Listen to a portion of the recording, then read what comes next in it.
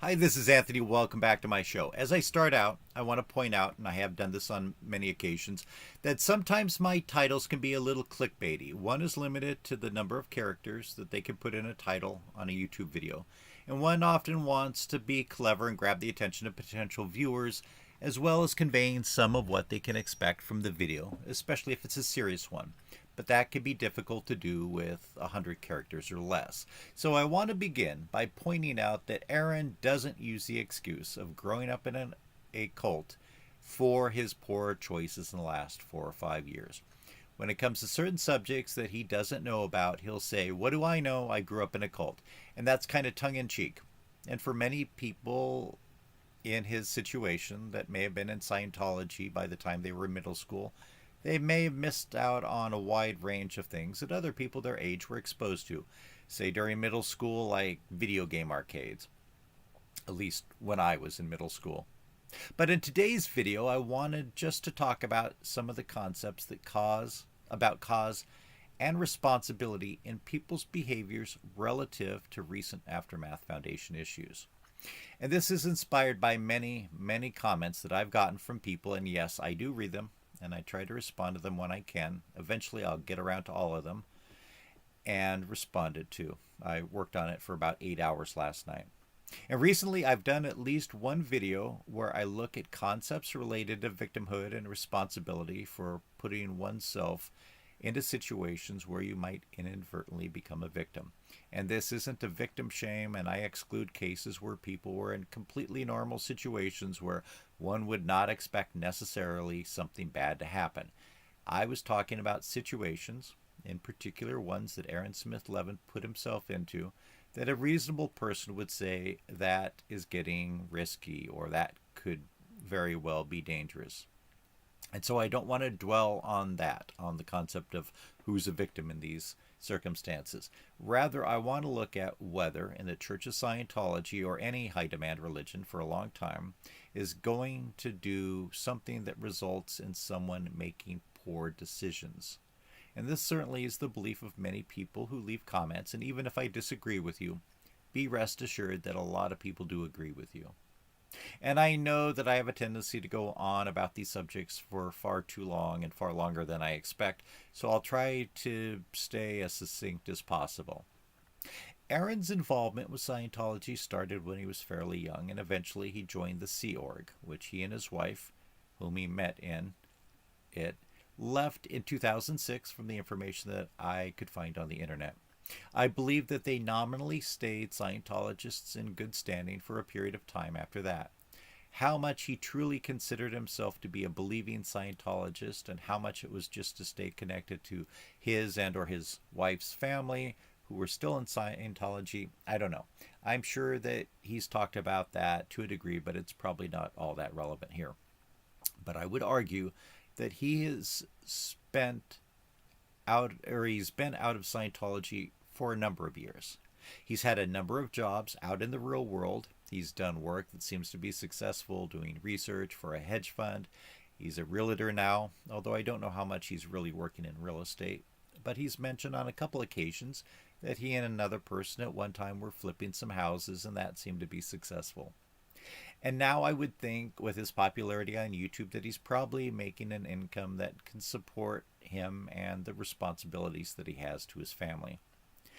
Actually, while I was composing this, I thought I would take a look at Social Blade, which ranks people in social media, in particular on YouTube, and I was kind of interested to see what they have on Aaron as a grade. They have him as a B. It's interesting because when I started on YouTube, before I got monetized, for a while I was at B minus, and then it dropped down to C plus for a number of years. And recently I've climbed back to B minus.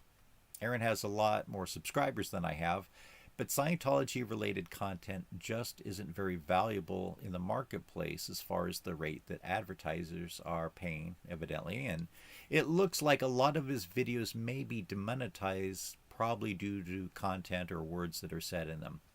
And so this is just that website's algorithms trying to estimate how much different people make. In Aaron's case, the estimated range is from $553 up to $8,800 a month. that he's making. That's their estimate. Again, you know, they have ways of scraping information and data. It's not always accurate. And so the estimated annual earning ranges from a low of $6,600 up to $106,200.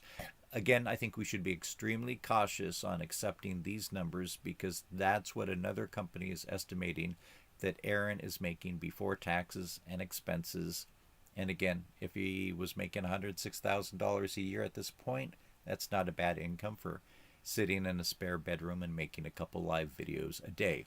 But again, that's based on what he's doing recently, not necessarily what he was doing earlier on in the year. So these are just estimates. But you have to remember that the high end of the estimates, or that's the high end of the estimates, the low end of the estimates is less than $7,000 a year that he possibly could be making. So just as we truly don't know how much he's making, and by the way, I think he's entitled to every cent he makes, we need to be cautious in trying to delve into the mind and actions and motivations of people.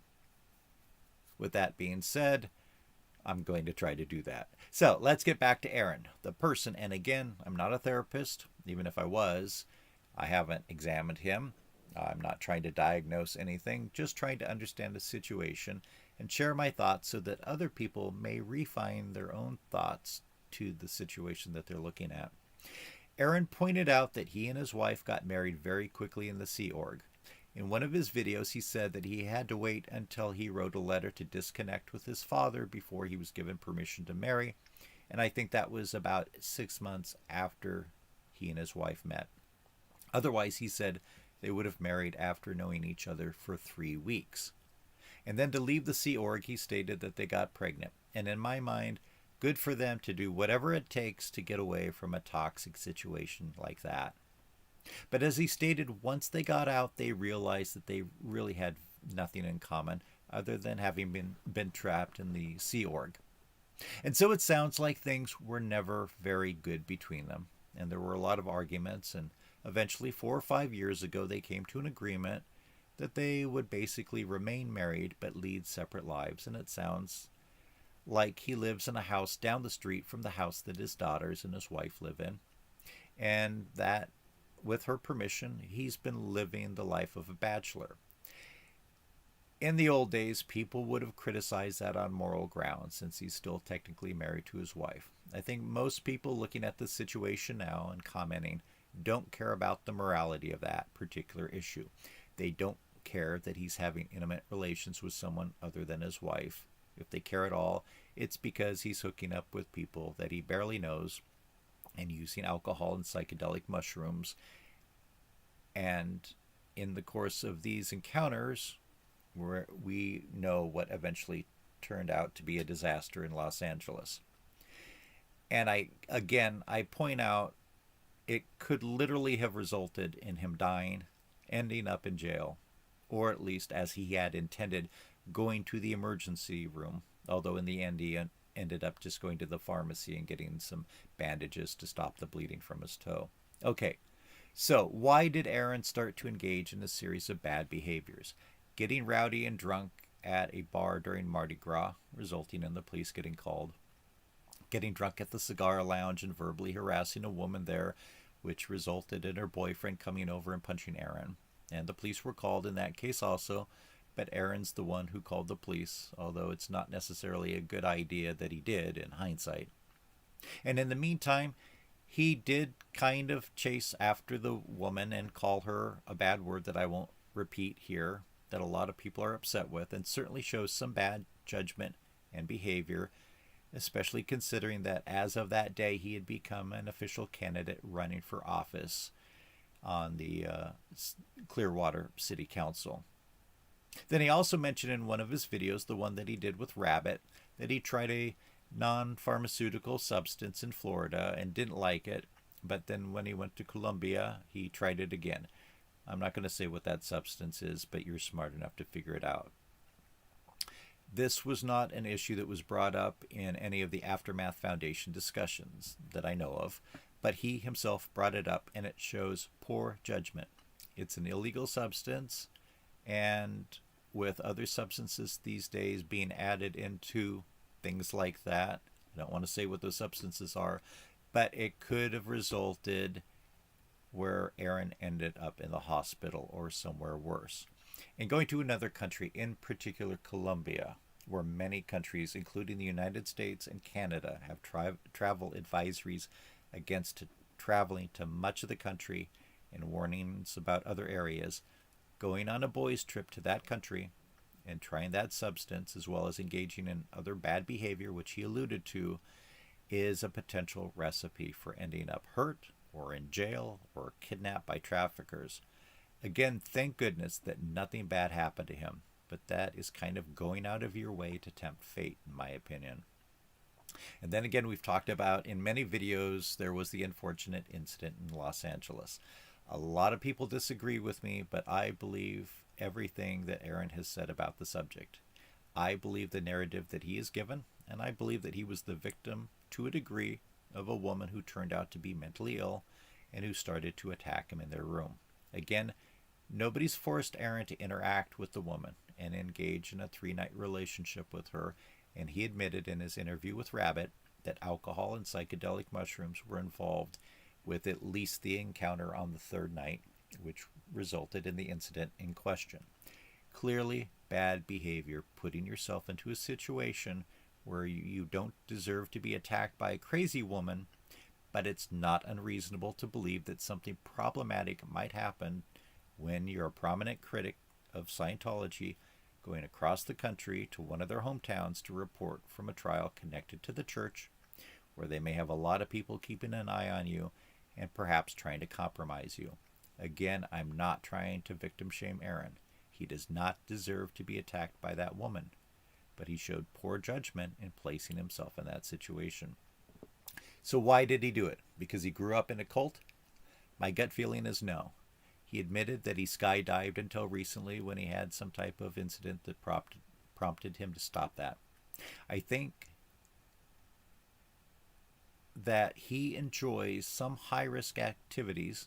Perhaps they give him an adrenaline boost. There are many, many people, many men in particular, who in his situation, if an attractive woman came up and wanted to show him around the city, and then they later hooked up, which sounds like that was the scenario in Los Angeles initially, many men would jump at that opportunity. That's something that many men who have a tendency to act recklessly might engage in. It's not because they were in a cult for many years when they were younger and didn't have a chance to sow their wild oats. Aaron has been out of Scientology for a long time. He didn't immediately start this behavior. It was much later on. Was it a so-called midlife crisis? I don't know. But let's look at other people in a similar circumstance. We all know that years ago, Mark Headley, who had never drank, had too much to drink at some party and is pictured laying down on the ground. He laughs about that. It happened once many, many years ago. It's not a chain of alcohol-related events such as the ones that Aaron has admitted to. Now, who knows what's really going on with Mark Headley, but at this point we have no evidence that he's leading a secret life, that he's engaged in any risky behaviors or making poor choices about his personal life, which might bleed over into his public and professional life. I don't know if Mark was in longer or shorter amount of time than Aaron, but probably roughly the same amount of time.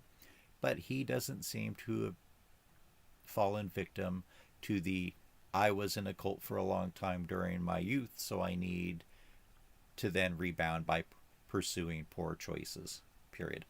And again, that's not a quote from Aaron, but that's certainly the type of excuse or explanations that some people are putting forward to explain Aaron's behavior. How about Claire? Any indication of bad behavior by her in as far as some type of secret double life? Not that I've seen. And I wanted to mention something about Claire since I brought her up. A lot of people really don't like her now. Nobody seems to have any problem with her up to 5 weeks ago, but now there's a lot of people who are upset with her. A lot of people specifically have said that they're upset about the video where she read the statement. But a lot of people, when they explain what they don't like, it's they don't like her tone of voice or the way that she read or presented the information. I think in her defense, we need to remember a few things. One, she's from England and has worked hard to change her accent to an American accent, and they've discussed that in a number of videos.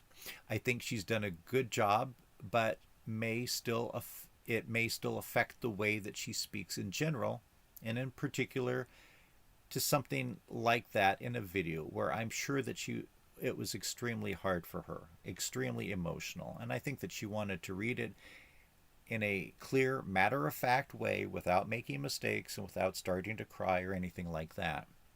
We have to remember that these people used to be fairly close friends, and while it seems, based on what Aaron has said, Mike and Mark knew about his private life, that Claire evidently was totally unaware concerning Aaron's marital status or private life and his behavior.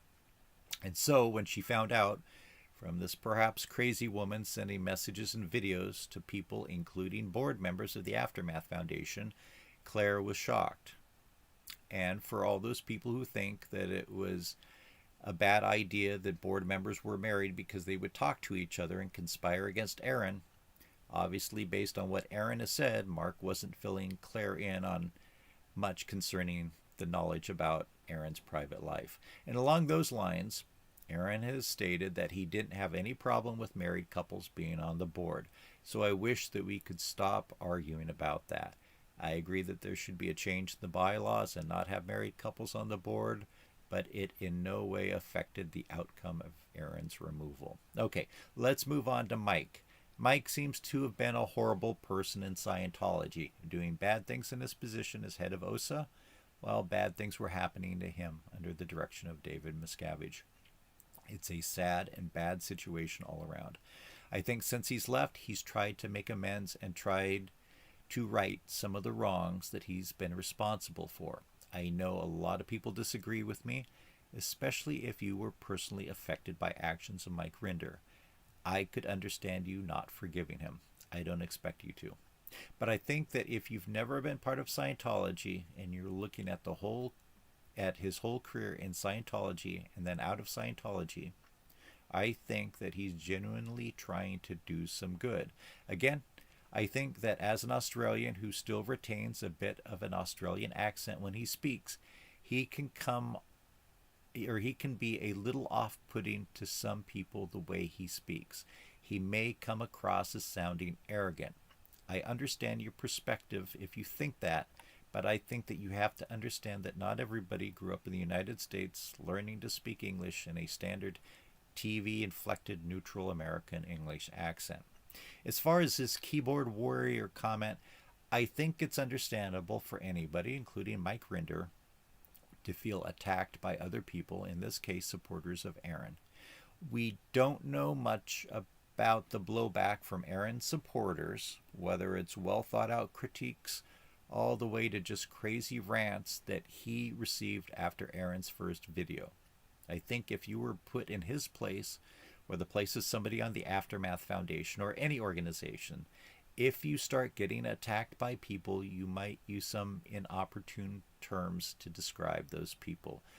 Probably nothing I say here is going to change anyone's mind, but I would just suggest to you, in the heat of the moment, people should be given some passes on things that they say. And if you don't want to give him a pass on that, then adopt the keyboard warriors as a positive term for your side. And I think actually some people have. Okay, but what about Mike? He's divorced. Obviously, most of us are aware that Scientology continues to try to use his ex-wife and children against him, including an ambush at some point outside, I think, a medical clinic or something like that. But he's moved on with his life and is married again, working with Leah Remini. No evidence that I've seen of bad decision-making or problematic personal behavior since he left Scientology, much less in the past 4 or 5 years. And I think you can go individual by individual who has left Scientology after being in it for many years, and they've not fallen into the lifestyle of poor choices and bad behavior. So I don't think that being in a cult years ago is what caused Aaron's bad behavior. And again, Aaron never claimed it was. This is the claims of many of his supporters, and that's fine. That's why we're looking at it.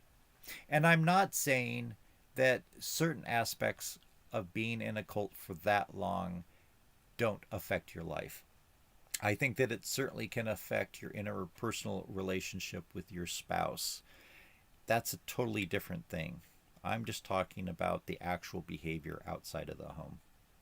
Now, I'm sure that you could find plenty of people who were in Scientology and then they got out and maybe they got involved in drugs or they've made bad choices.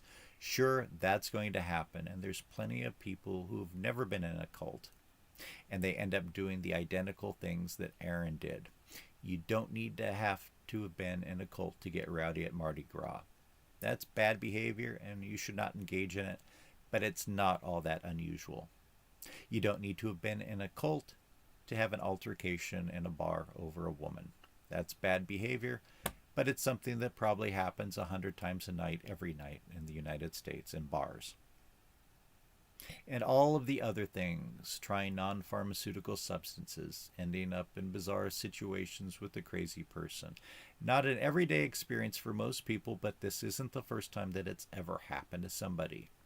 These are just instances, generally when Aaron is drinking, where bad decisions are being made. And again, I argue it's not because he was in a cult.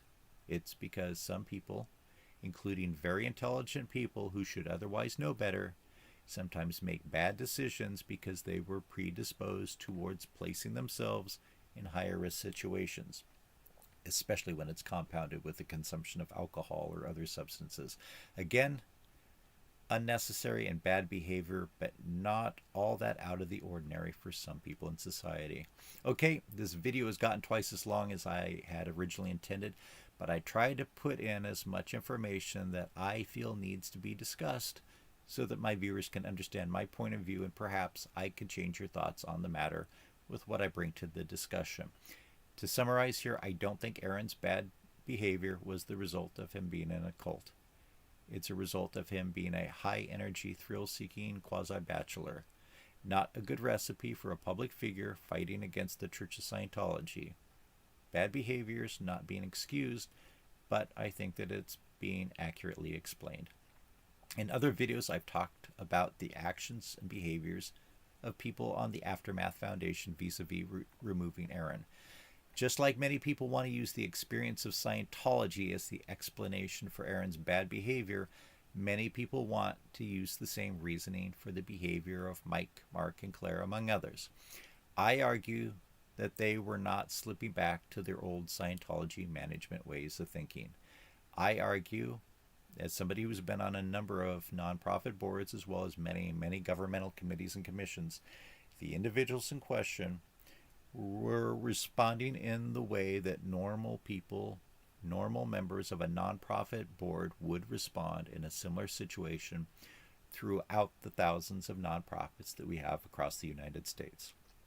And of course, not everybody who's been on a nonprofit will agree with me, and I'll tell you, there is often a lot of disagreement on boards about many topics. Okay, I'll end here. Please do leave a comment. I really appreciate hearing from you, even if you disagree with me. Obviously, I'd love to hear people praising me when they agree with me, but if I've changed your mind, be sure to definitely write and let me know that. And of course, hit the subscribe and like buttons if you haven't already. Thank you so much and have a great start to this week.